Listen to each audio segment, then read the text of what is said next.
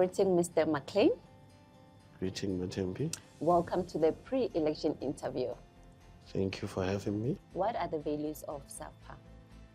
Obviously, the values of SAFPA, I would say it's based on integrity, accountability, doing what you know that is right at all times, and obviously following the Constitution. That's very important, and ensuring that we follow the Constitution to the letter, and by being professional business people, you know, being honest and being open to criticism as well, and being able to take the shortfalls that might arise in any situation, and taking responsibility for those shortcomings and learning from the shortcomings. But that is the general approach and the general principles in which SAFPA is based on. Okay. As a deputy president, what strategy do you have to make sure that you implement those values? I'm a lawyer by profession, Okay. and it's one of the reasons why I felt that I should run for this particular position. We've got a serious issue regarding our Constitution. And our Constitution is not very clear. It is subject to certain interpretation, and we do not even have policies that are in place that are dealing with the effectiveness of SAFPA. First of all, we need to amend the Constitution. And by amending the Constitution, I'm saying we do not always have to wait until each and every conference to have a constitutional review. The Constitution and the law, it takes time to develop.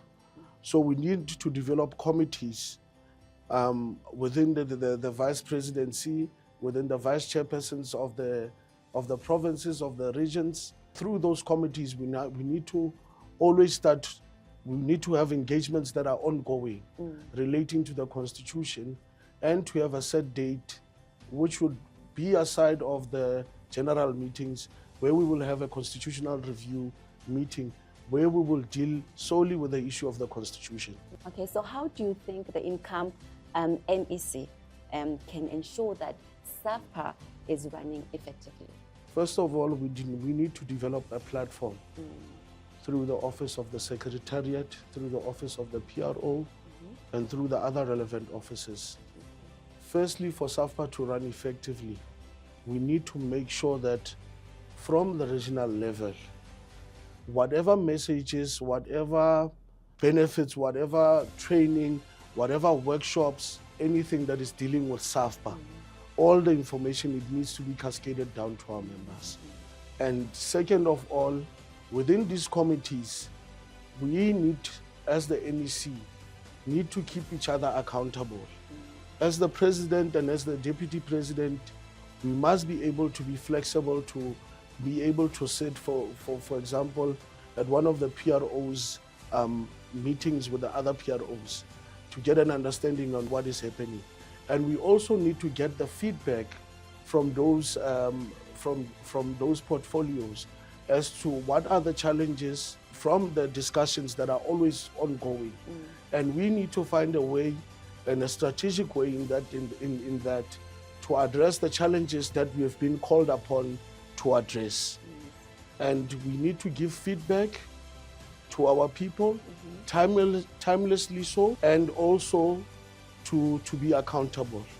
We should be able to create platforms in which we are visiting provinces, road shows, on which we ensure that constant communication is always there between us as the NEC and its members. And then the other issue is to also, like I follow, to be accountable to each other, to be fair towards each other, to be able to work as a team is also of importance. And most of all, for us, because if you can look at the slate in which we are we are running under. Each and every person is qualified to be part of that.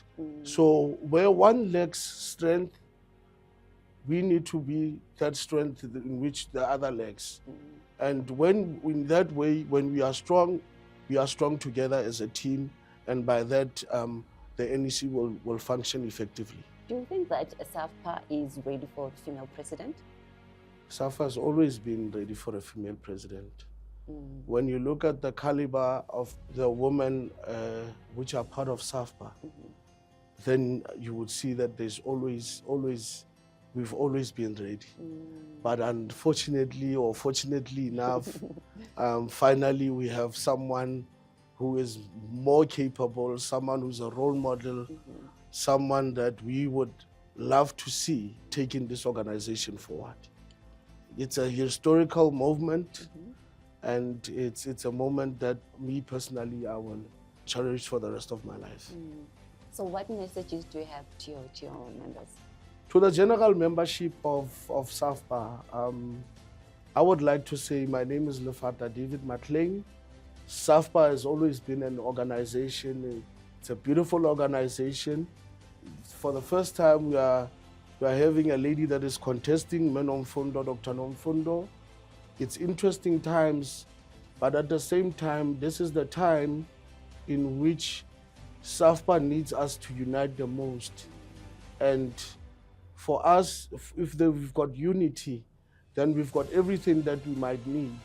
And irrespective of which candidate wins or loses, at the end of the day, we need to ensure that SAFPA wins, because this is not about us as individuals. It's about the challenges that we are facing in our industry, and it's about us and who will we believe will be the correct people to address those challenges. So it's my humble request for everyone, SAFPA members, please come to the conference, please come and make the right decision, and just not after voting then go back and be demoralized. Let us keep on pushing, keeping our leadership at regional, at provincial level, and at national level accountable. We affiliate to this beautiful organization. We pay money for it. Let us make sure that we get good value for money. Let us make sure that we also influence how the organization is being run, given the challenges that we have, and making sure that those challenges are being addressed. And this can only be done by members rallying behind the leadership, and also ensuring that the leadership is accountable to our members. So let's come to Sun City and let's come and make the right decision. Let's come and vote. Let's come and vote. Go for women on top. Indeed so. Thank you so much, Mr. Maklein, for joining us. I wish you all the best for the elections. Thank you for having me, ma'am, and we hope for the best. Thank you. Thank you.